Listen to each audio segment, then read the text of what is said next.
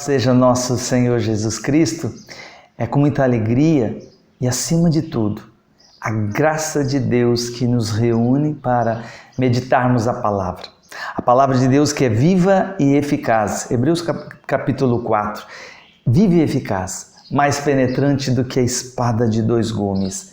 É a palavra que alimenta a nossa alma enfraquecida, inclinada ao pecado. É necessário alimentar-nos de Jesus. Alimentar da palavra é alimentar do próprio Cristo. É o Logos, é a palavra viva, é o verbo que se fez carne e habitou no meio de nós. Por obra do Espírito Santo, ela foi encarnada, houve a encarnação do verbo. Então, essa mesma palavra, ela precisa encarnar na nossa vida. E o que significa isso? É ouvir a palavra, ouvir sempre na moção da graça, ouvir a palavra, meditar a palavra e depois praticar a palavra. Então, ouçamos com atenção. Hoje nós meditaremos São João, capítulo 15, versículo 5. E a palavra nos fala: Eu sou a videira, e vós os ramos. Aquele que permanece em mim, como eu nele, esse dá muito fruto, pois sem mim nada podeis fazer. Palavra da salvação, glória a vós, Senhor. E essa palavra, esse versículo, já seria suficiente para meditarmos o dia todo. Fazemos um retiro com esse versículo. Jesus, quando ele diz assim, que aquele que permanece nele, assim como ele permanece em nós, esse dá muito fruto. Primeiro, o que significa esse permanecer? Nós somos católicos, aqueles que são batizados têm uma graça que se chama graça santificante. É essa graça que nos une, que nos faz viver a própria vida do Cristo.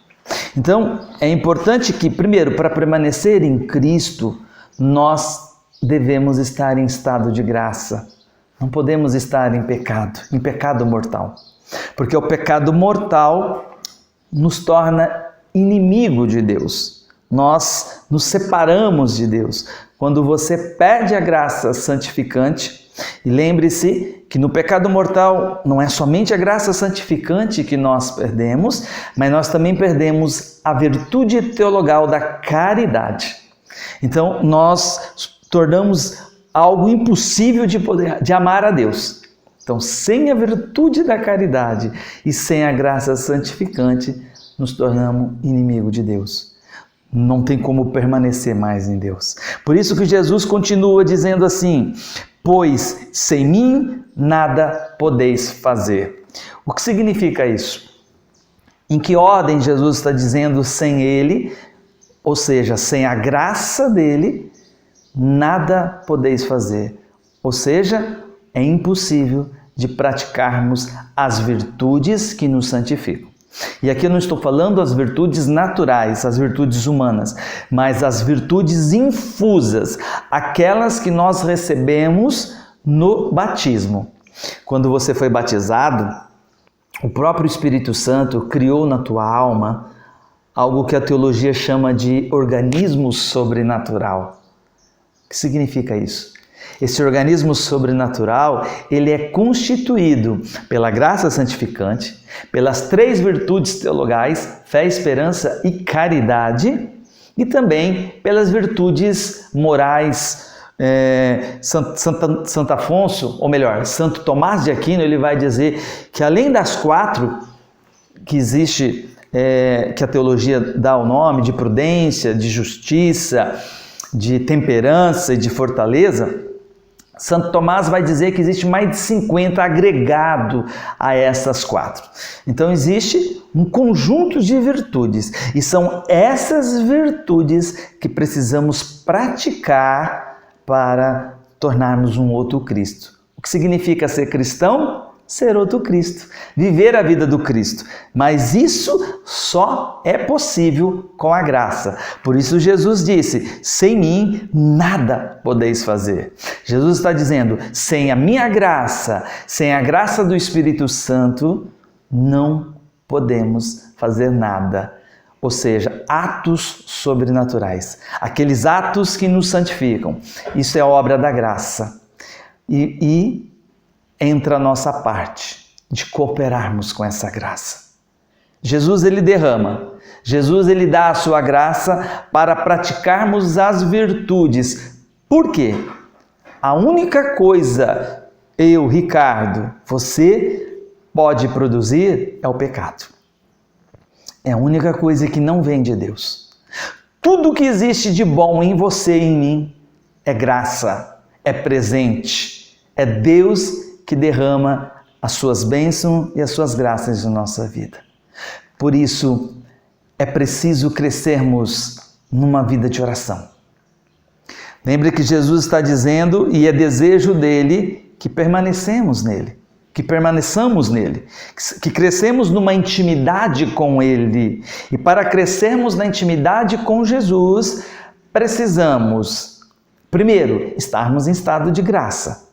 Por isso da importância dos sacramentos, que nós católicos temos essa graça de buscarmos, de crescermos numa vida sacramental, porque é o próprio Cristo que se dá. É a própria ação de Deus, do Espírito Santo nos sacramentos. Mas também é preciso crescermos na vida de oração. E aí eu lhe pergunto, você tem dado tempo para Deus? Você tem uma hora do dia onde você para e você ali medita as verdades da nossa fé, dos conjuntos da fé? Você medita a palavra de Deus como nós estamos meditando agora? Porque o próprio Jesus disse: conhecereis a verdade e a verdade vos libertará. Para você conhecer essa verdade, você precisa ter um tempo, você precisa doar-se a Deus, você precisa gastar tempo, você precisa estar em intimidade, buscar na oração.